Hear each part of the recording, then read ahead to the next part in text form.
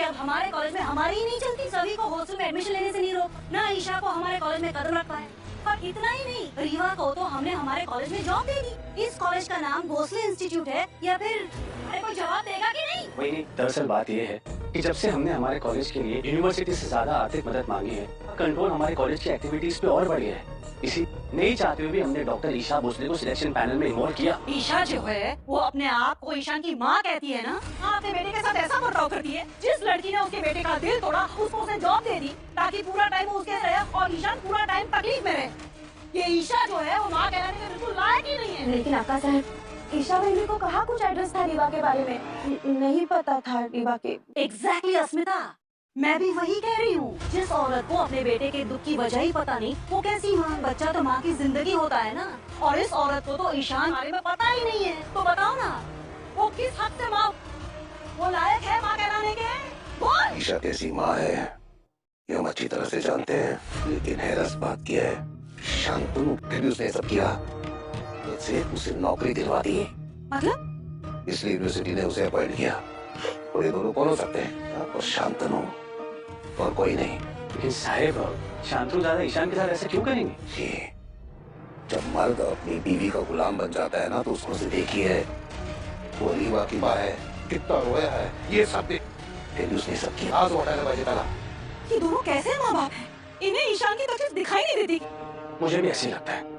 वही नहीं, मैं वहाँ पे था, मैंने देखा कि हमारा इशू कितनी तकलीफ में था, कितने दर्द में था।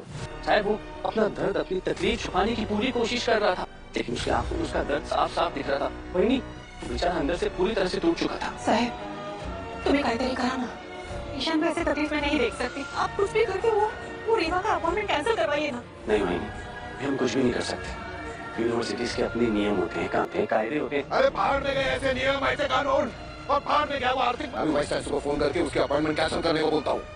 अभी उसकी कोई जरूरत नहीं काका साहब। रीवा को हमारे कॉलेज में एज असिस्टेंट प्रोफेसर आने दीजिए।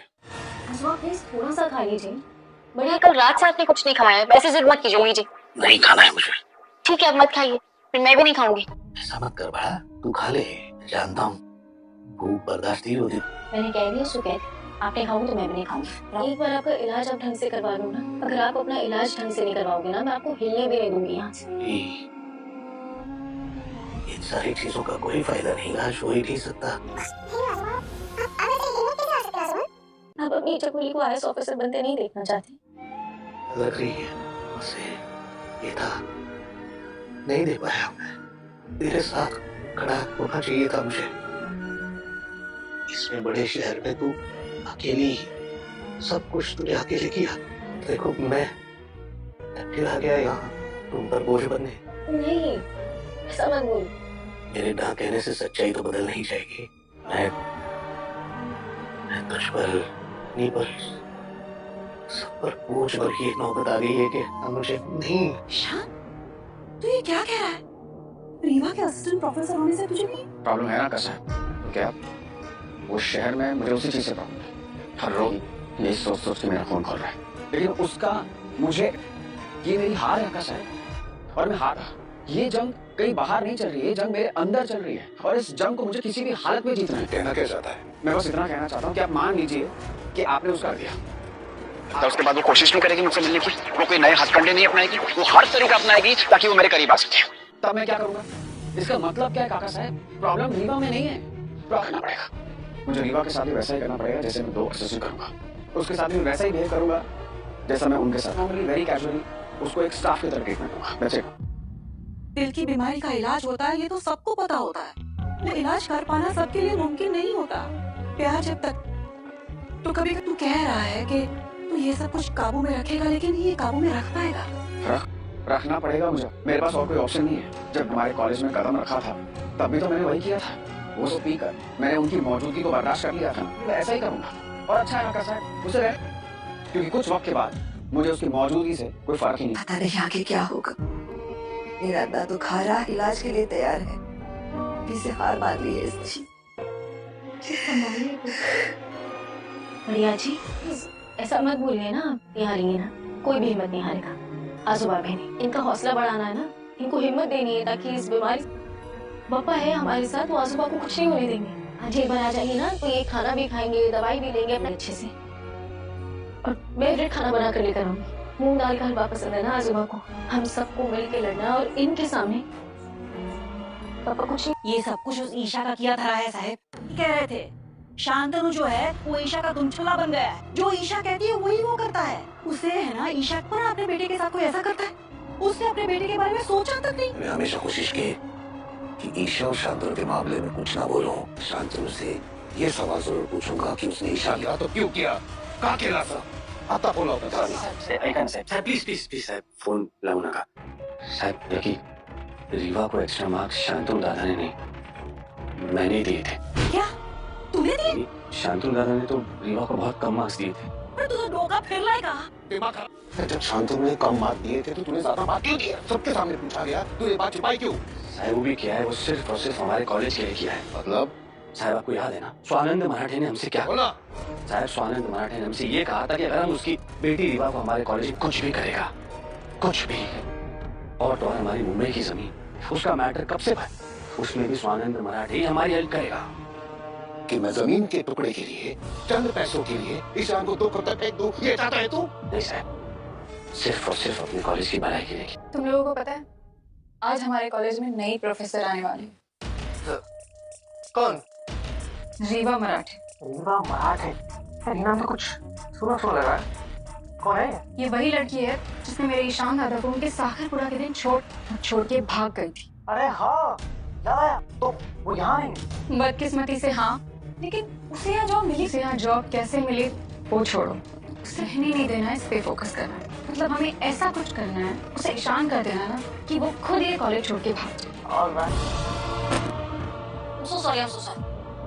आप लोग का इत्तेफाक है। I'm sure हमारे बीच कुछ कॉमन है तभी हम ऐसे बार-बार टकराते हैं। और तुम मुझे, लेकिन पिछली बार मैं आपको किसी से मिलवाना चाहती थी और आप गायब हो गए।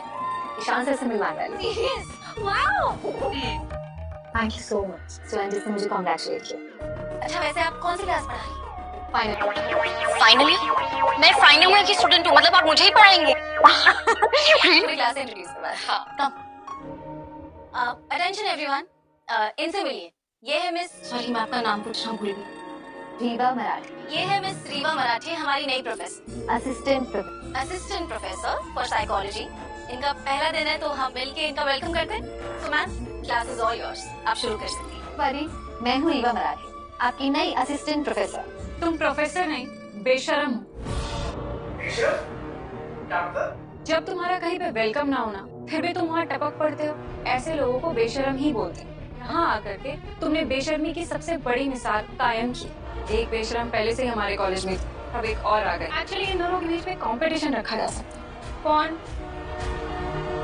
लेकिन फिर तो ड्रॉ हो जाएगा ना। बेशरम दोनों मौसेरी सिस्टर हो जाएंगी। वैसे ध्रुवा, लास्ट टर्म में तुम्हारे कितने मार्क्स आए थे? मैं तुम्हें क्यों बताऊं? बता। ओह आई एम सो सॉरी, तुम्हें शर्म आ रही होगी ना बताने में। वो चीटिंग के चक्कर में फेल हो गई थी ना तुम, राइट? वैसे यहाँ पर ना तुम्हारी वो कहावत एकदम परफेक्टली फिट होती है, चोर मौसेरे भाई। हाँ, लेकिन यहाँ पर ना थोड़ा सा अलग होगा। यहाँ होगा चीटर बेस्ट। बेशरम उसे कहते हैं जिसे अपनी काबिलियत पर एडमिशन ना मिले, फिर भी डिजर्विंग कैंडिडेट्स के बीच बैठी हो। क्यों? वो किसी बड़े आदमी की बेटी या बहन है। अपने दम पर यहाँ जगह बनाते हैं ना, उन्हें किसी से डरने की या घबराने की जरूरत नहीं। फिर भले वो स्टूडेंट हो या टीचर। सभी छोड़ दे उसी के। छोड़ दो, फालतू का क्या कर। मैं छोड़ना यार, इन लोगों ने कंप्लेन कर देना तो सारा ब्लेम तुझ पर ही आएगा। गाइस क्या कर रहे हो? क्या हो रहा है सब? क्लासरूम को मच्छी मार्केट बना के रखा तुम लोगों ने। कोई मैनर्स, कोई डिसिप्लिन है कि नहीं? सर, ये सब सभी ने स्टार्ट किया था। सही झूठ बोल रही है। आप किसी से भी पूछ सकते हैं, गुरबानी झगड़ा स्टार्ट किया था। इनफैक्ट रीवा मैम से भी बहुत बदतमीजी से बात कर रही है। सबकी मसीहा ठेका लिया हुआ तुमने, सबके मैटर्स में टांग अड़ाने का। किसी को कुछ भी हो जाए तो तुम आ जाओगे उसके लिए लड़ने के लिए। सब रीवा मैम हमारी टीचर है, हमारी गुरु है। ऐसे अपने गुरु का अपमान होते नहीं देख सकती ना मैं। मैंने कभी ईशा मैम के खिलाफ गलत नहीं सुना और रीवा मैम के खिलाफ भी नहीं सुनूंगी। कल को अगर आपको आके कोई कुछ बोलेगा ना, आपके लिए भी उससे लड़। आई होप अब सब अपने टीचर्स की रिस्पेक्ट करना सीख जाए। बस एक और शब्द नहीं निकलना चाहिए तुम्हारे मुंह से। आज आपका पहला लेक्चर है कॉलेज में और इस तरीके से कंडक्ट करने वाली हैं क्लास। ऐसे माहौल में अच्छी पढ़ाई पढ़ाना बहुत फर्क होता है दोनों में। मिस रीवा मराठे, अगर आपसे क्लास हैंडल नहीं हो पा रही है तो फिर आप ये क्लास, ये कॉलेज छोड़ के जा सकती हैं, हमें कोई प्रॉब्लम नहीं है। ऐसे ना, मैं कोशिश करूंगी ऐसे दोबारा नहीं। गुड, क्योंकि तुम्हारी अगली गलती के बाद तुम्हें दूसरा मौका नहीं दूंगा। मैं पूरा ध्यान रखूंगी ईशान। What? सर, की नई साइकोलॉजी प्रोफेसर, और आज हम पढ़ेंगे कंज्यूमर साइकोलॉजी एंड मार्केटिंग। चालू करेंगे।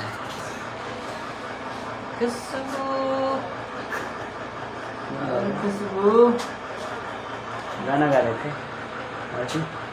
गाना गा रहे गाना। बबलू ऑनलाइन है। ले बाबा, बबलू के नंबर दे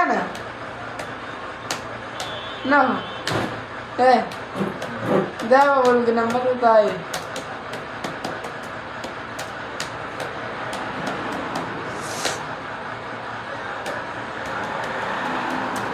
ले बाबा, हाय हेलो करे लगा तुम करे पर है ना।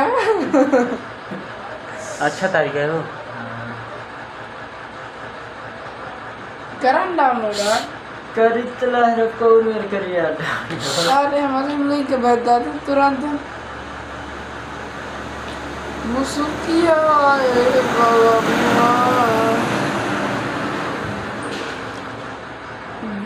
BWOKING booking. अरे अभी 21 मिनट में 61,000। 21 मिनट में 61 खुआ जान ले।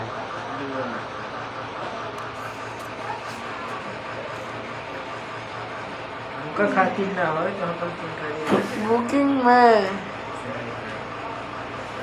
जो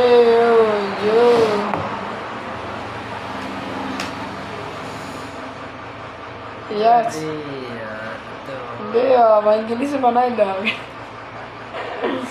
बुकिंग में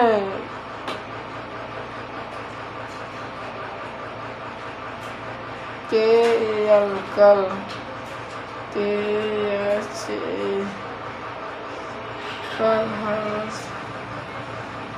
बबलू यस वो दोनों जने जा रहे हैं। नंबर सेंड करिए अपन, फोन लगाई ही तुरंत।